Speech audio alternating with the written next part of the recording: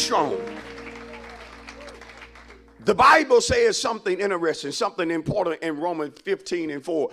I'm not going to turn there, but I'm going to quote it. It said that the things that were written aforetime were written for our learning. Again, Paul tells the church at Rome in Romans 15:4 that the things written aforetime were written for our learning. You never want to read the Bible as simply being a history book. Though the Bible does contain history, and by the way, the Bible contains history that is true, that you can believe. If the Bible said that it happened, it happened. It happened. It happened just like the Bible said that it happened. Why? Because this book supersedes every other book. There is never a need to read anything in the Bible and think that there is something else that trumps what you just read. Once you read the Bible, you have to understand, I must understand, that it has the final authority on all subject matters. Yes, it does. I know I don't need to be looking into what the Quran said, because the Quran was birthed out of the spirit of a false prophet. So I don't need that garbage in my spirit, you better hear me, to understand nothing. Oh, yeah, I stood 10-toe down then. I don't need that trash to understand nothing, because Allah is a moon god. And why would I want to serve the moon god when I can serve the God who created the moon, the sun, the stars, the sea? Come on. I'm not choosing nothing false, nothing generic.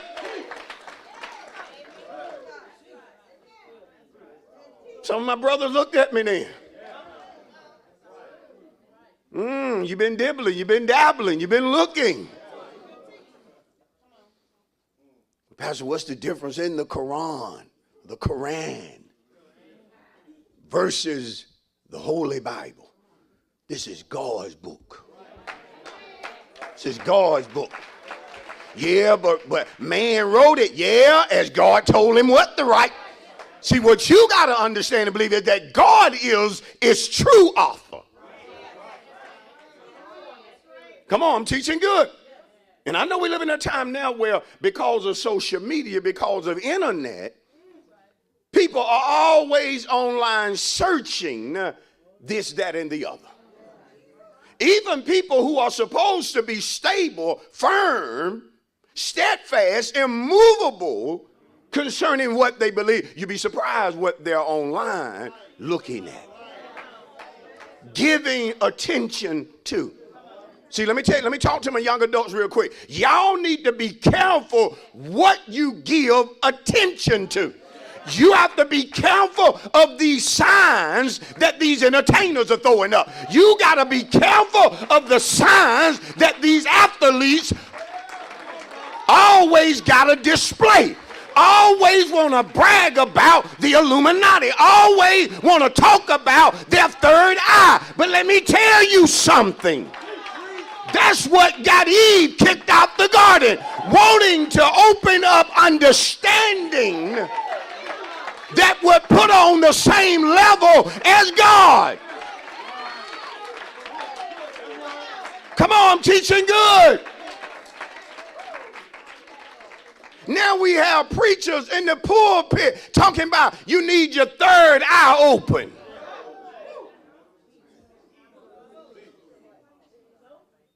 You better be careful.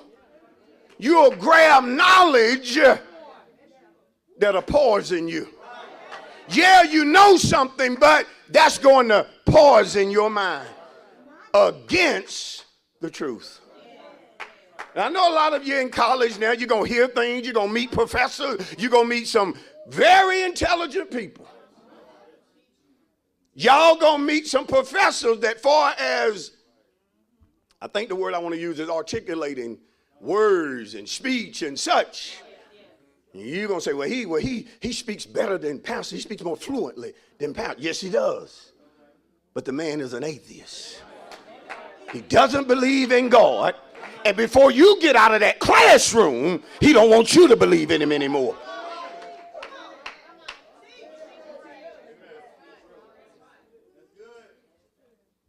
So y'all better be careful what you're dibbling and dabbing into. All this spirituality. Won't want to get in touch with the universal God. I don't see it in the Bible. I see Jehovah. I see Yahweh. I see the Most High God. I see Jesus, the Christ, the Messiah, the Son of the living God. And I heard him say, no man cometh unto the Father except through me. You got to come through Jesus. You got to come through Jesus. You better tell Oprah, you got to come through Jesus. You better tell Jay-Z, you got to come through Jesus. You better tell Lil Wayne, you got to come through Jesus. You better tell Taylor Swift, you got to come through Jesus.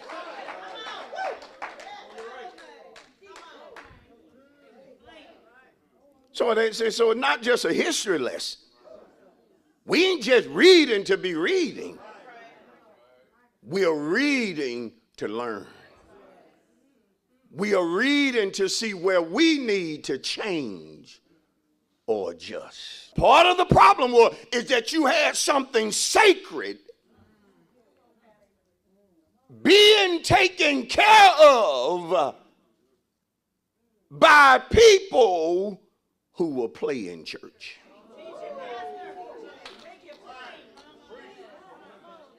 Come on. And see, we got a whole lot of folk in church, but they playing church.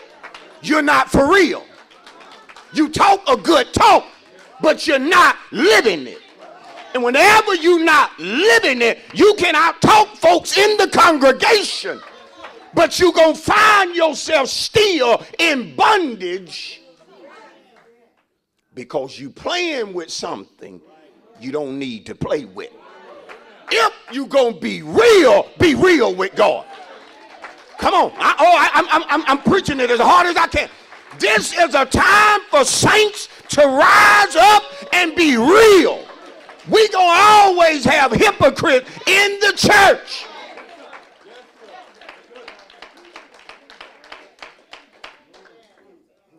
Folk who are not who they claim to be. And always quick to tell somebody, I go to a place of refuge in Newnan. My pastor is Pastor Leonard D Cochran. But sister, that sounds good, but you're not living nothing that I'm preaching.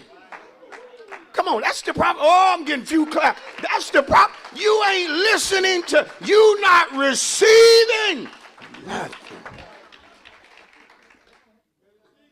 God had a problem with who they allowed to be around the ark. See, when it came to Hophni and Phinehas, they were sleeping with women. Oh, Lord.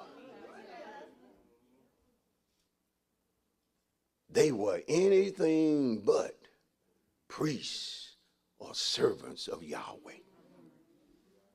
And God had a problem with it. Do you want to know more about our ministry? We invite you to visit our church website or call our church office at 770-252-3855.